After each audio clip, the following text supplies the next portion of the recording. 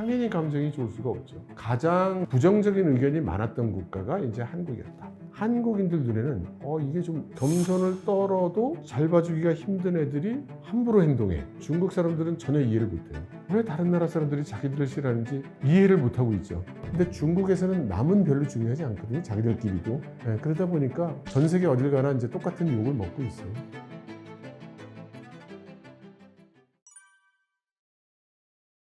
한국식 문화에서는 사람을 좀 위아래로 나누잖아요.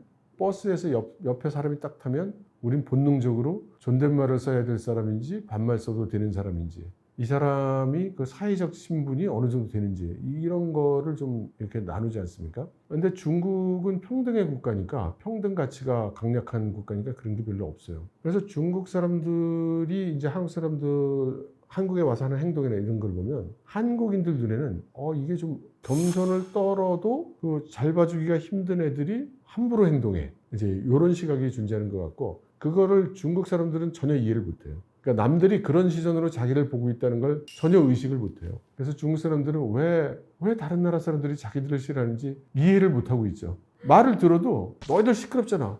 그 뭐? 그러니까 자기들은 자기네 땅에서도 그러고, 음식 들어보면 다 그렇게 얘기하고, 다 그런데 아니 그럼 그때 좀 조용히 해달라고 하든지 뭐. 그러니까 예를 들면 제가 자주 드는 예인데요. 중국의 고급 식당을 가잖아요. 그렇게 방을 따로 준단 말이에요. 그럼 이제 그 대형 원형 테이블이 있고 그 옆에 이제 고급 소파 세트가 있어요.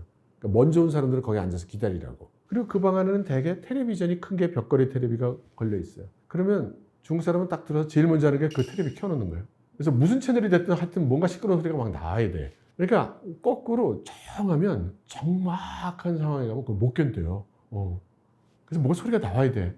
그래서 텔레비전을 틀어놔요. 그러다 누군가 오잖아요. 그럼 두세 사람이 오면 얘기를 할 거 아닙니까? 그러면 텔레비 소리가 방해가 되잖아요. 그럼 우리 같으면 그거 끄잖아요. 안 꺼요. 이게 그냥 그 BGM이야. 예. 게다가 이제 중국 사람들은 또 이 시끌벅적한 분위기를 만드는 게, 여행을 같이 가거나 회식을 하거나 하면 이제 그게 문화거든요. 그래서 평소보다 조금 더 텐션을 높게 가져가요. 그리고 이제 여행 같은 거 갈 때 이제 평소에 계속 같이 붙어 있는 사람들이 아닌 경우가 많잖아요. 그러면 이제 중국식으로도 이제 호감을 사야 되는 거예요. 그러면 이제 말도 더 많이 하고, 톤도 더 높이고, 그 다음에 사소한 호의, 그러니까 뭐 사탕 같은 거 돌린다든가, 그러면 또 호들갑을 떨면서 막 큰 소리로 고맙다고 하고, 아니야, 뭐 이런 거 가지고 뭘 그래, 뭐 그러면, 내가 받고 가만히 있을 수 있나? 여기 떡 있어, 뭐. 그렇게 왁자지껄한 게 이제 중국 문화에서는 이게 사람 사는 것 같은 거죠. 우리 친해지고 있고. 근데 우리는 그게 이제 남을 배려하지 않는 행위로 비치는 거고요. 근데 중국에서는 남은 별로 중요하지 않거든요. 자기들끼리도. 그러다 보니까 전 세계 어딜 가나 이제 똑같은 욕을 먹고 있어요.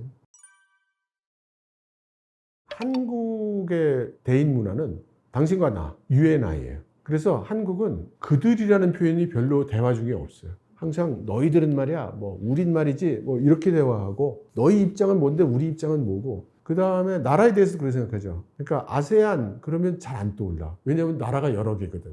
그래서 우리나라는 외교 관계도 한미 관계, 한일 관계, 한중 관계. 근데 상대방은 뭐 한국만 이렇게 해서 뭐 이렇게 생각하는 거 없어요. 근데 우리는 개념이 당신과 나야.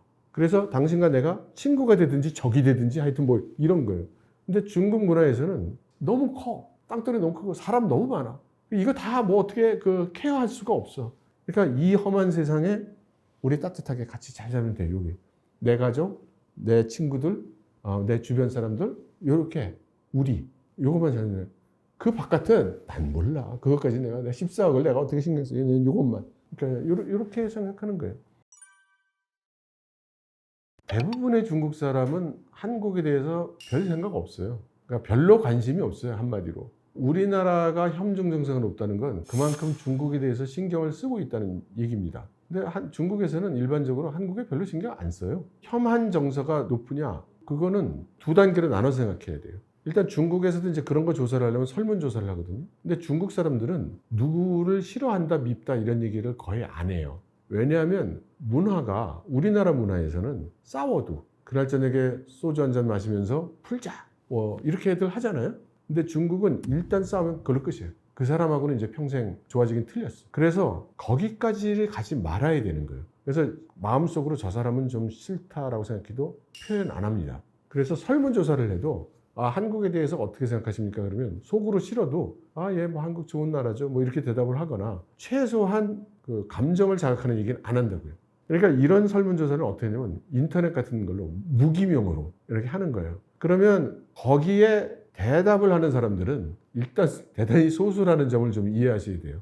그러니까 유난한 사람들이 거기에 대답을 하는 겁니다. 아무튼 그렇게 해서 이제 그 설문조사를 한 결과 가장 부정적인 의견이 많았던 국가가 이제 한국이었다라는 건데 그게 한 40몇 % 정도 돼요. 근데 이제 한국 사람들은 중국 사람 싫어하는 게 지금 80% 정도 되니까 한 우리 반 정도 된다.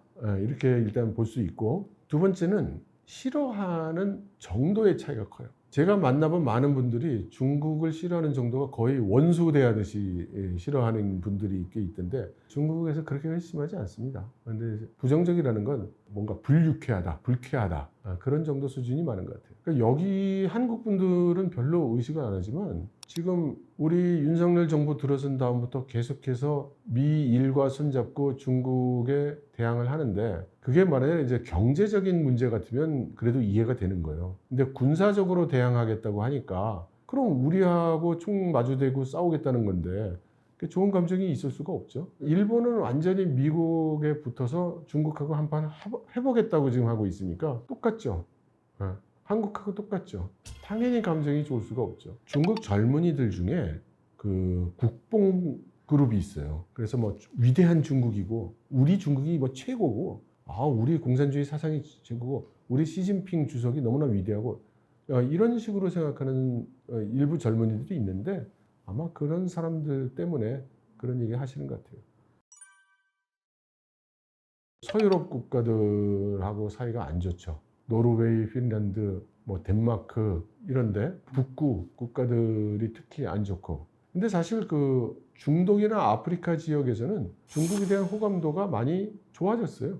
일단 중국이 지원을 많이 해주었고 역사적으로도 중국이 50년대부터 자기들이 배고플 때에도 아프리카와 그 남아메리카에 원조를, 그것도 무상원조, 아무 조건 없는 무상원조를 계속해 왔어요. 그래서 전통적으로도 호감을 가지고 있고 최근에 와서는 여러 가지 그 경제 개발이나 이런 거에 도움을 주니까 미국은 코빼기도 안 보이거든요. 아프리카 국가들 입장에서 보면. 북유럽 국가 같은 경우에는 중국의 외교적 수사, 소위 전랑 외교라고 부르는 그 거친 표현들. 큰 나라가 그러면 너희들 작은 나라들은 좀 알아서 개의되는 거 아니야? 뭐 이런 쪽의 발언들을 하잖아요. 우리도 그 말 듣고 얼마나 분노했습니까? 마찬가지예요. 북유럽 국가들이 이렇게 자국을 무시하는 것 같은 발언을 중국의 외교관들이 자주 했기 때문에 거기에 대해서 아주 기분 나쁘게 생각하고 웬만하면 저것들 돌려보내자 뭐 이런 생각들 많이 하고 있습니다. 개혁개방 초기에 한국 사람들이 중국 가서 사업하고 뭐 일할 때 중국인들에 대해서 엄청나게 모멸감을 주는 행동을 많이 했었습니다. 한국 사람들이. 그거를 중국 사람들은 무던히도 참았죠. 그런데 이제 국력도 올라가고 경제적 수위도 올라가고 이제 우리가 더 이상 그런 꼴을 보지 않아도 되는 국가가 됐다고 생각하는 것 같아요. 그러니까 한국 사람들에 대해서 이제 뭐 너나 나나 이제 이런 상황에 와 있는 거 심리적으로. 근데 한국 사람들은 예전에 그 가난했던 중국과 조우했던 경험치가 아직도 있죠. 그래서 중국 그러면 아직도 못 사는 나라로 생각하고 아직도 못 배운 사람들로 생각하고 아직도 기술력 없고 아직도 중국 물건은 싸구려고 중국 기술은 우리보다 떨어지고 지금 그렇게 생각하죠. 이게 제가 드리고 싶은 말씀인데 이거 큰일 날 거예요. 중국에서 활동하고 계시는 한국인 과학자분들에게 설문조사도 해보고 여러 가지 기회를 통해서 제가 확인을 했어요. 지금 전 세계의 과학기술은 1등이 미국 아니면 중국이에요. 그래서 1등이 중국이면 2등이 미국이고 1등이 미국이면 2등이 중국이에요. 그래서 이 둘이 미중이 지금 기술 경쟁을 막 하다 보니까 3, 4위와의 격차가 지금 막 이렇게 벌어지고 있어요. 그 3, 4위가 누구냐? 독일, 일본, 프랑스. 여기서 약간 반걸음 떨어져서 한국이 있는 거예요. 그래서 중국의 눈으로 보면 한국이 지금 자기네들보다 기술이 좋은 영역이 이제 몇 개 없어요. 대부분 자기들 기술이 더 우월하다고 생각해요. 근데 한국 사람들이 와서 중국에 왔거나 자기들이 한국에 왔을 때 한국인들이 중국인을 보는 눈은 그렇지 않은 거죠. 그냥 시골에서 온 시끄러운 예의 없는 사람들 이렇게 보는 거죠. 그러니까 그런 시선을 받으면 중국 사람들도 거기에 대해서 불쾌하게 생각하고 그런 식으로 자꾸 악화되는 거죠. 아마 지금 정부 또는 지금 우리 야당이든 여당이든 정치인들이 가는 방향으로 가면 계속 악화 일로를 걸을 뿐이라고 생각하고요. 따라서 우리는 아마도 중국 시장을 잃을 뿐만 아니라 중국이 지금 조직화하고 있는 CIS 시장, 브릭스 시장에서도 갈수록 입지가 약해질 것으로 생각합니다. 한국 분들은 일단 본인들이 중국을 잘 안다고 생각해요. 내가 삼국지도 읽었고 우리 아저씨가 중국 어디 공장에 나가서 근무도 하고 있고 매일 저녁에 뉴스를 보면 중국 얘기가 나오기 때문에 중국을 잘 안다고 생각해요. 그렇지 않습니다. 여러 가지 오해가 너무 많이 있어요. 중국 사람은 한국에 별 관심이 없어요. 별로 중요하지 않아. 그런데 중국은 중국이 중요해요. 아까 말씀드렸죠. 남은 안 중요해요. 우리만 중요해요. 그러다 보니까 중국인들 특유의 그 폐쇄성이 있어요. 그러니까 서로 자기만의 눈으로 자기만의 세상을 보는 중국인과 한국인이 서로 자기 머릿속에 그려놓은 상대방의 모습을 놓고 사는 거예요. 저는 이게 안 좋다고 생각해요. 그러면 중국인도 한국이라는 한국 사회, 이웃 국가니까 그 한국 사회와 한국인의 문화를 좀 더 이해될 필요가 있고 한국인도 중국인의 그 사고방식과 중국 사회를 조금 더 이해해야 될 필요가 있어요. 그러니까 지금 우리가 보는 매스컴에서 보여지는 모습은 아주 표피적인 모습이기 때문에 그것만 보고 판단을 하면 안 된다. 그걸 보다 좀 잘 알려는 노력이 필요하고 또 미디어들이 그런 노력을 해줘야 된다고 생각합니다. 머니인사이드 구독자 여러분, 제가 드리는 말씀이 어떤 이야기는 닿을 수도 있고 어떤 이야기는 생경할 수도 있고 여러분들 생각과 다를 수 있는데 저는 나름대로 진실이라고 생각되는 것들을 전달해 드리고 있으니까요. 생각에 차이가 있는 부분이 있다면 과연 진실은 무엇인가 한번 찾아보시면 좋을 것 같습니다. 감사합니다.